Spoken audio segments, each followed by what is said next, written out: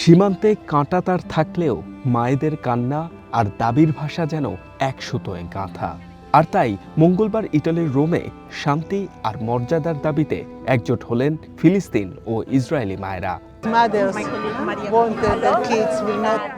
Israel, ফিলিস্তিন, Lebanon কিংবা Iran, সব অঞ্চলের কোটি কোটি মা আজ কাঁদছেন। আমরা চাই না আমাদের সন্তানরা মারা যাক, আমরা চাই না তারা কাউকে হত্যা করুক। এটাই আমাদের একমাত্র দাবি। মায়েরা কেবল চায় তাদের সন্তানরা যেন বেঁচে থাকে। শান্তি, সম্মান, অধিকার আর স্বাধীনতার দাবি নিয়ে আমরা আজ এখানে।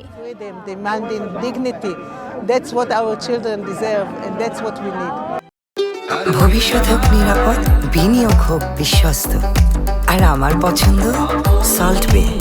ওয়েলকাম টু সল্ট বে। এই মিছিলে নেতৃত্ব দিচ্ছেন নোবেল শান্তি পুরস্কারের জন্য মনোনীত দুই সাহসী নারী, ফিলিস্তিনের রিমাল হাজাজরে এবং ইসরায়েলের ইয়েল আদমি। রোমের আরাপাসিস থেকে পিনসিও টেরেস পর্যন্ত এই খালি পায়ের পদযাত্রায় অংশ নেন কয়েকশো মানুষ। আমরা প্রার্থনা করি আজকের এই দিনটি যেন শান্তির বার্তা নিয়ে আসে। আমাদের বিবি মরিয়ম যেভাবে সন্তানদের আগলে রেখেছিলেন, আমরাও যেন ঠিক সেভাবেই আমাদের সন্তানদের সব বিপদ থেকে রক্ষা করতে পারি।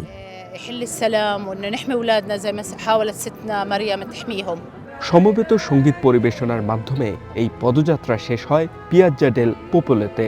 সেখানে একে অপরকে জড়িয়ে ধরে কান্নায় ভেঙে পড়েন মায়েরা, যা উপস্থিত জনতাকে আবেগ আপ্লুত করে তোলে।